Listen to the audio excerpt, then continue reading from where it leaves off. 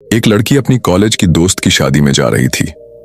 आम सी कपड़ों में, बिना किसी सरकारी गाड़ी या सिक्योरिटी के वो खुद मोटरसाइकिल चला रही थी।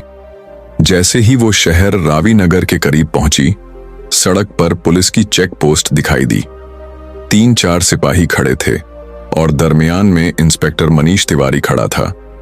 उसने डंडे के इशारे से लड़की को रोकने को कहा। लड़की ने मोटरसाइकिल साइड पर लगा दी। इंस्पेक्टर ने सख्त आवाज में पूछा, कहां जा रही हो? लड़की ने नरमी से कहा, दोस्त की शादी में जा रही हूं सर। इंस्पेक्टर ने तंजिया हंसी के साथ ऊपर से नीचे तक देखा, फिर बोला, शादी में जा रही हो, लेकिन हेलमेट कहां है? चाची पहनेगी? और ये बाइक भी काफी तेज चल रही थी, अब चालान बनेगा। उसने चालान पैड निकाला। लड़की को अंदाजा हो गया कि इंस्पेक्टर की नीयत खराब है। वो बोली, सर, मैंने कोई कानून नहीं तोड़ा।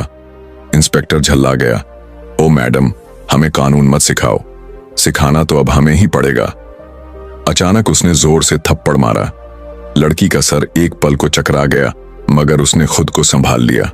आंखों में शदीद गुस्सा था, मगर जुबान बंद थी। इंस्पेक्टर हंसा, लगता है अभी भी अकड़ बाकी है, कितनों को सीधा कर चुका हूं, तुझे भी कर दूंगा। एक सिपाही बोला, सर, थाने ले चलते हैं, वहां समझ आ जाएगी पुलिस से कैसे बात करते हैं।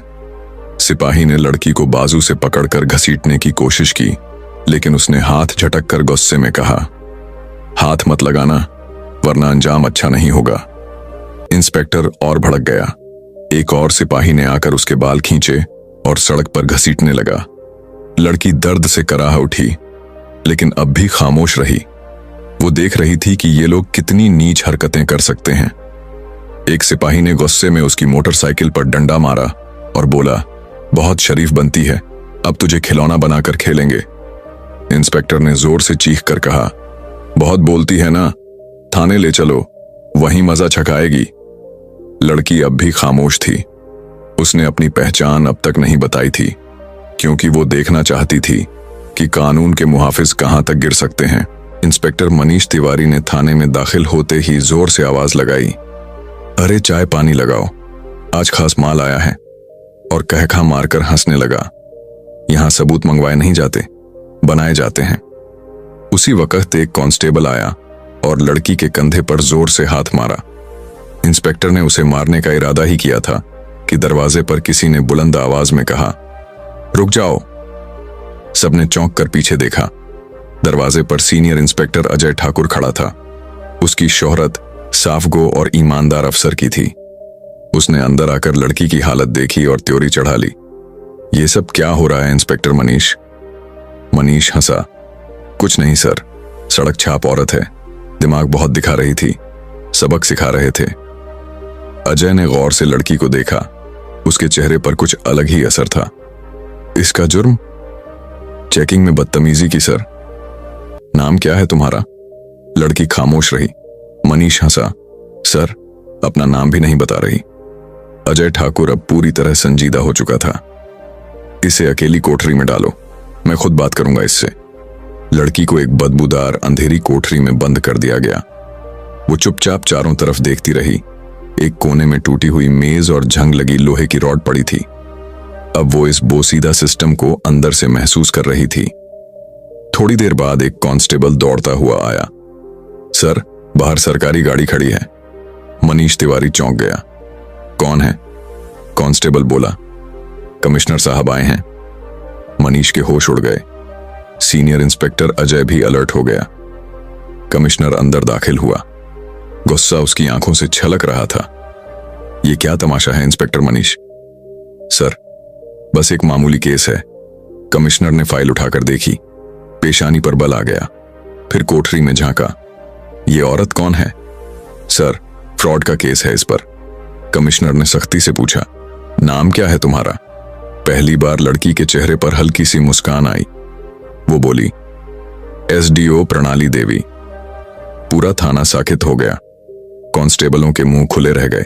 मनीष तिवारी के तो हाथ पांव फूल गए।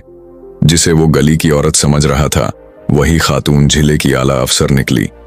कमिश्नर ने गुस्से से कहा, तेरी हिम्मत कैसे हुई अपनी सीनियर पर झूठा इल्जाम लगाने की? मनीष कुछ कहने ही वाला था कि अजय ठाकुर बोल पड़ा, सर, मैंने पहले ही कहा था ये गड़बड़ है। अब मनीष बिल्कुल अकेला पड़ गया। तभी प्रणाली देवी ने पहली बार अपना फैसला सुनाया। इंस्पेक्टर मनीष, तुम्हारी नौकरी अब गई, तुम्हारी सस्पेंशन तो पक्की है और केस भी चलेगा। प्रणाली देवी ने गुस्से में कहा, इंस्पेक्टर मनीष, तुम्हारी सस्पेंशन तो पक्की है, अब मुकदमा भी चलेगा। यह सुनकर मनीष की सांसें अटक गईं। बाकी सिपाहियों ने फौरन उससे मुंह मोड़ लिया। सीनियर इंस्पेक्टर अजय ठाकुर ने आवाज लगाई, हवलदार, इसे लॉकअप में बंद करो। मनीष ने जल्दी से जेब से एक मुड़ा हुआ कागज निकाला और तंजिया हंसी के साथ बोला, रुकिए मैडम, ये देख लीजिए, फिर जो करना हो कर लीजिए। कमिश्नर और प्रणाली ने चौंक कर कागज देखा। यह है मेरा तबादला ऑन ऑर्डर। 3 दिन पहले ही मेरा ट्रांसफर हो चुका है। अब चाहो भी तो मुझे नौकरी से नहीं निकाल सकती। प्रणाली ने वो कागज उठाया। कमिश्नर ने अजय से कहा, रिकॉर्ड चेक करो।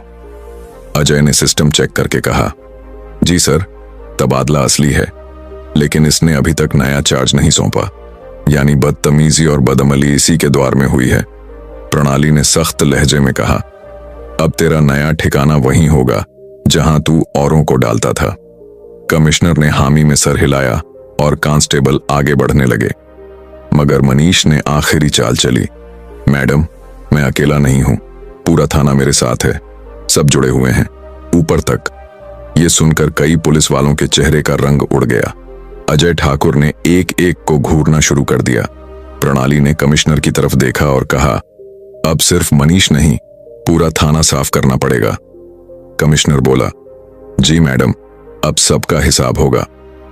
ये खबर बाहर कुछ रिपोर्टरों तक पहुंच चुकी थी जो पहले ही शक में थे। जैसे ही खबर निकली कि पूरा थाना लाइन हाजिर हो गया, मीडिया में हलचल मच गई। उसी वक्त एक चमकती हुई गाड़ी थाने के बाहर आकर रुकी। दरवाजा खुला। एसआईपी दिलीप सिन्हा उतरे। पूरा थाना दबक गया। उन्होंने गुस्से से कहा, यह क्या तमाशा चल रहा है यहां? प्रणाली ने आंखों में आंखें डालकर जवाब दिया, आप भी बच नहीं पाएंगे। अजय ठाकुर ने फौरन वो फाइल प्रणाली को दी जिसमें एसपी के तमाम काले धंधे दर्ज थे। प्रणाली ने वो फाइल आगे बढ़ाते हुए कहा, ये हैं आपके कारनामे। एसपी का चेहरा पसीने से भीग गया। कमिश्नर ने फौरन हुक्म दिया, गिरफ्तार करो। यह पहली बार था जब इतने बड़े अफसर को सबके सामने ललकारा गया। खबर दिल्ली तक पहुंच गई। मुख्यमंत्री ने सख्त ऑर्डर जारी किए, पूरे जिले के करप्ट अफसर, पुलिस और सियासतदान, सबको अंदर डालो। सिर्फ 2 दिन में 40 से ज्यादा पुलिस अफसर, 10 बड़े अफसर और दर्जनों सियासी लोग गिरफ्तार हो चुके थे।